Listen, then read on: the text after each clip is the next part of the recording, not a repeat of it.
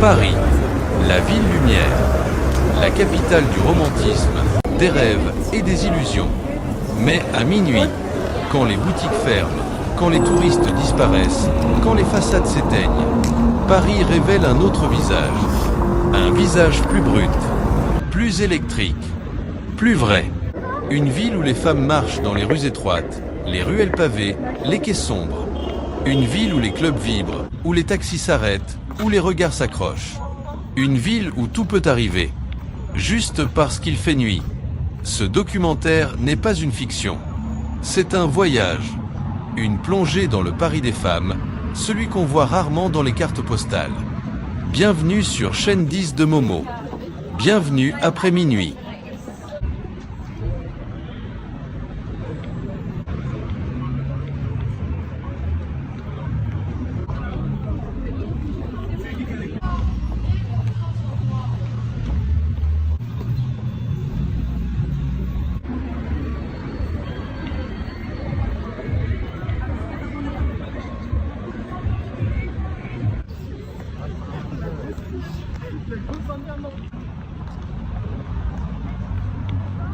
Ah ouais, comme ça on va se taper.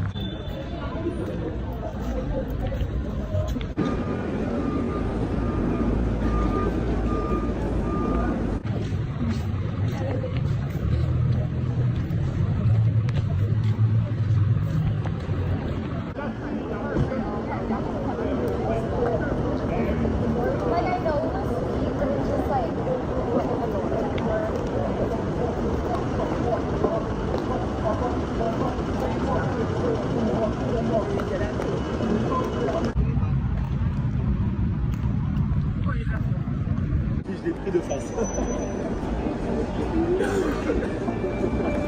Il est minuit passé. Les boulevards commencent à se vider, les terrasses rangent les dernières chaises. Mais certains coins de la capitale s'éveillent à peine. Boulevard Saint-Germain, le Marais, Pigalle, les grands boulevards. C'est ici que l'on croise ces silhouettes féminines qui glissent entre les lampadaires, les vitrines et les arrêts de bus. Certaines sortent du travail, d'autres rejoignent des amis. Certaines cherchent juste un taxi et d'autres veulent danser jusqu'au lever du soleil. Les rues ne dorment pas, elles changent simplement de rôle.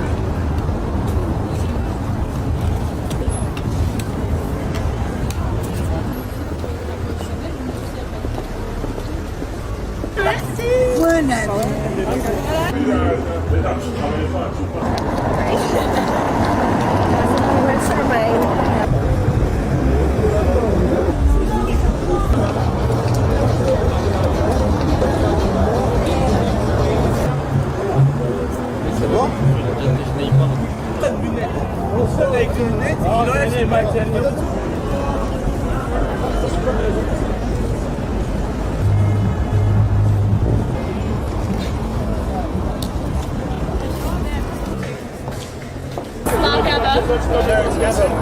Dans les petites ruelles du Marais, l'atmosphère est différente, moins bruyante, plus intime.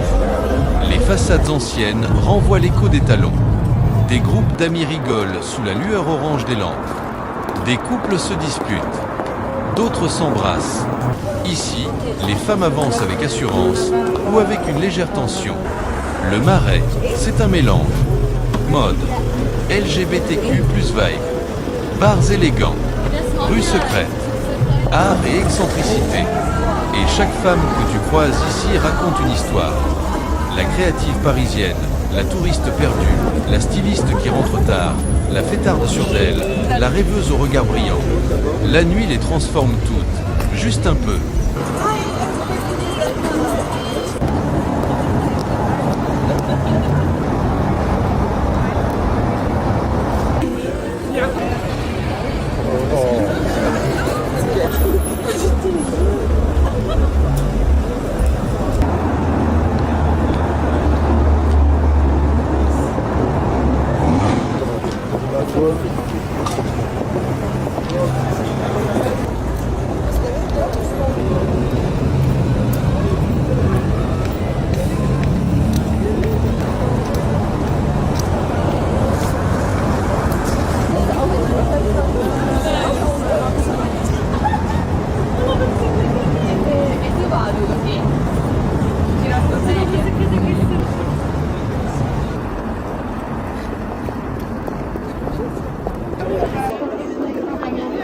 Il est minuit 30. Paris commence à vibrer. Direction. Les clubs de Pigalle, les bars du 11, les super clubs du 15, les salles électro près du canal. À l'entrée des boîtes, les femmes attendent. Certaines dans leur plus belle tenue, d'autres juste en jean et veste longue. Elles fument, elles parlent, elles rient, elles observent. Puis la porte s'ouvre. La musique explose. Le videur fait un signe de tête. Et elles disparaissent dans le noir. À l'intérieur, les corps bougent au ralenti dans les lumières stroboscopiques. Les basses frappent. Les regards se croisent. Des mains se frôlent. Des inconnus se sourient. La nuit efface les rôles, les barrières, les complexes. Dans le club, tout le monde existe différemment.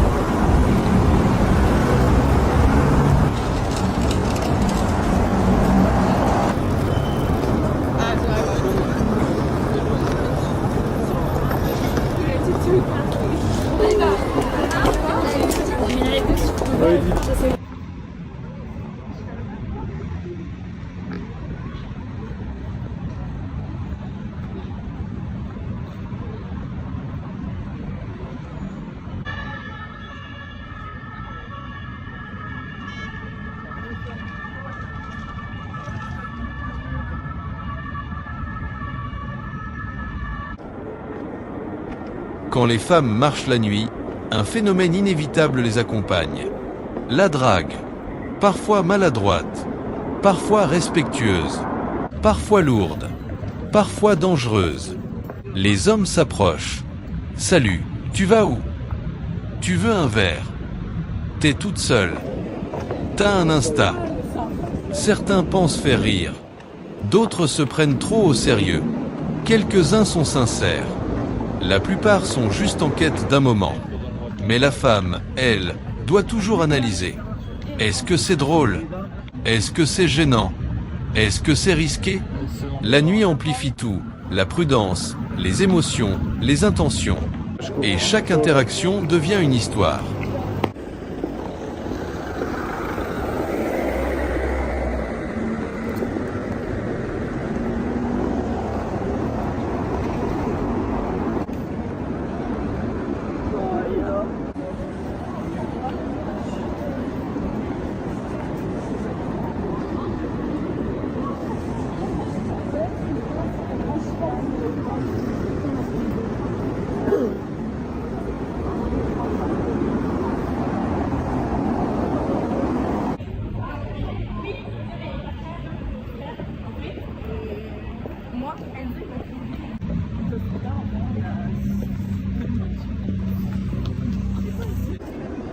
1h45. Dans Paris, il y a celles qui marchent et celles qui attendent. Au bord des voies, près des quais, à la sortie des clubs, devant les stations de métro fermées, sur les grandes places illuminées. Elles attendent une amie, un Uber, un bus de nuit, un mec, un moment, ou simplement la bonne sensation pour entrer. Ces zones d'attente sont des scènes. Des discussions étranges, des disputes de couple, des inconnus qui deviennent amis, des larmes soudaines, des rires nerveux, des situations absurdes, typiques de 2 heures du matin.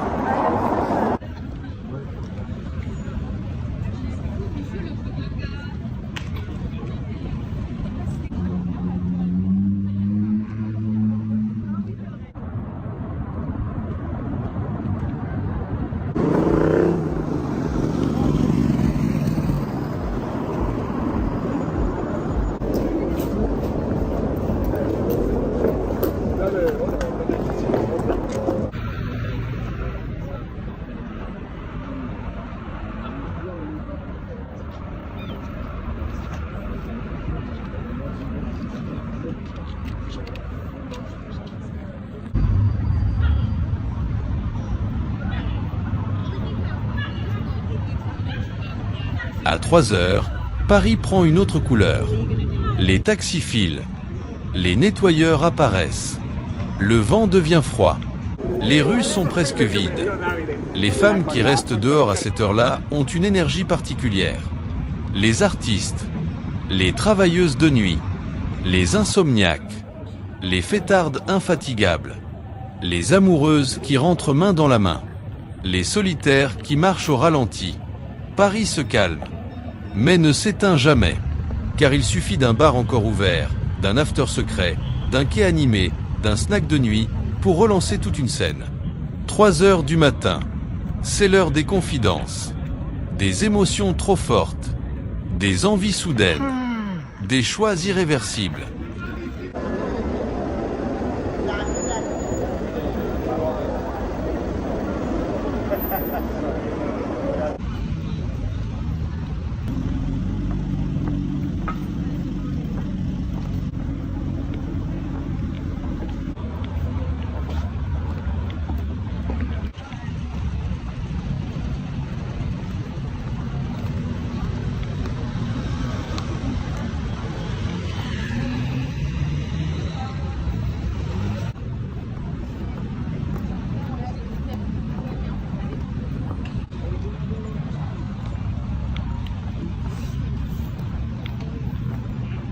Vers 4h45, Paris recommence doucement à respirer.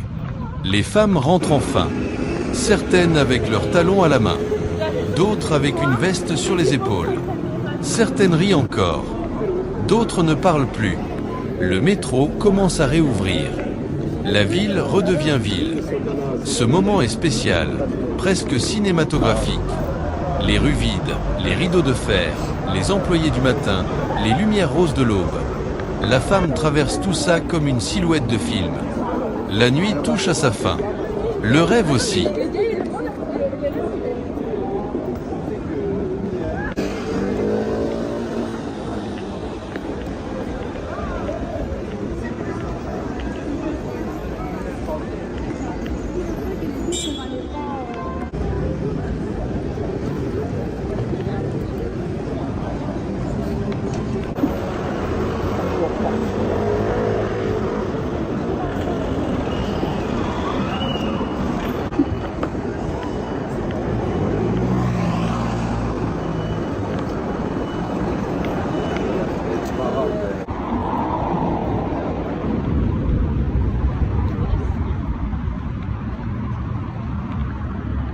« 5h30.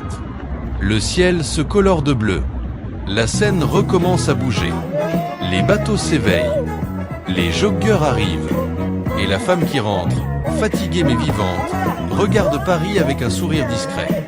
Elle vient de traverser une autre version de la capitale. Une version crue, vibrante, contradictoire, libre, imprévisible. Le Paris que peu connaissent. Le Paris qui n'existe qu'après minuit. Bienvenue dans la vraie ville lumière. Bienvenue dans Paris by Night.